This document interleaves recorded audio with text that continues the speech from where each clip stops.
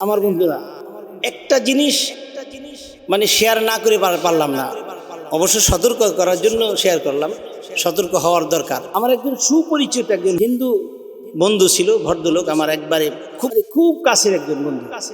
আমি তাকে একদিন একান্তে গিয়া জিজ্ঞেস করলাম, বন্ধু তোমাকে একটা জিনিস কথা জিজ্ঞেস করি, তুমি উত্তর দিবে? সে অবাক হয়ে গেল যে এমনভাবে বলছো কেন, তুমি জিজ্ঞেস করো, কি বলবা? আমি তাকে শর্ত দিয়ে অন্য কারো কাছে প্রকাশ না করার শর্তে আমি তাকে বললাম, বন্ধু আমরা মুসলমান যারা বিভিন্ন দোয়া অনুষ্ঠানে, দোকান উদ্বোধন হোক বা বেচা কিনা হোক, যে কোনো অনুষ্ঠানে আমরা কোরআন তেলাওয়াত দেওয়া শুরু করি, দোয়া দুরুদ পড়ি, আগরবাতি, তারপরে তোমার সুঘ্রাণ দেই আমরা, তারপরে গোলাপ জল আমরা ব্যবহার করি।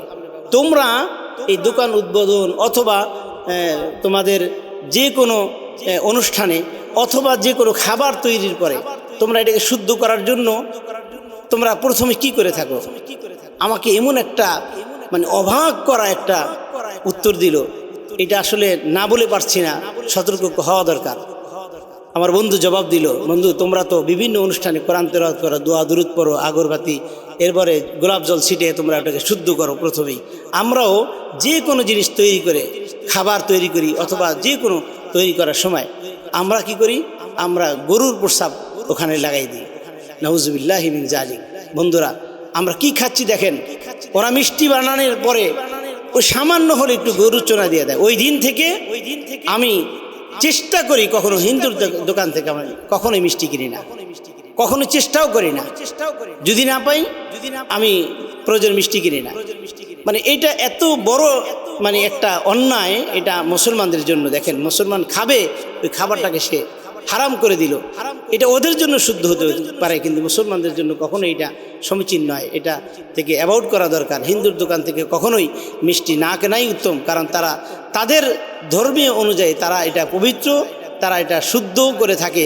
তাদের প্রথম খাবারটা তারা এই প্রস্রাব দিয়ে তারা পবিত্র করে থাকে, অথবা যে কোনো অনুষ্ঠানে তারা কিন্তু প্রস্রাব ব্যবহার করে। সুতরাং আসুন আমরা এই হারাম খাবার থেকে আমরা বর্জন করি, কারণ আমাদের ওই খাবারটা আমাদের পেটে গেলে অবশ্যই ঈমান নষ্টের, ঈমান ধ্বংসের একটা কারণ হয়ে দাঁড়াবে। আমার বন্ধুরা, ওরা ওদের মতো ওদের সমাজ পরিচালিত করে, আমরা মুসলমান আমাদের মতো আমরা সমাজ পরিচালিত করি। কিন্তু ওরা আমাদের শত্রু না, আমরা ওদের শত্রু না। ওদের ধর্ম ওরা পালন করবে, আমাদের ধর্ম আমরা পালন করব। আমার দ্বারা কখনোই যেন ওই হারাম জিনিস পেটের মধ্যে না ঢোকে, এই জিনিসটি আমরা খুব চেষ্টা করব এখান থেকে আমরা বিরত থাকার জন্য।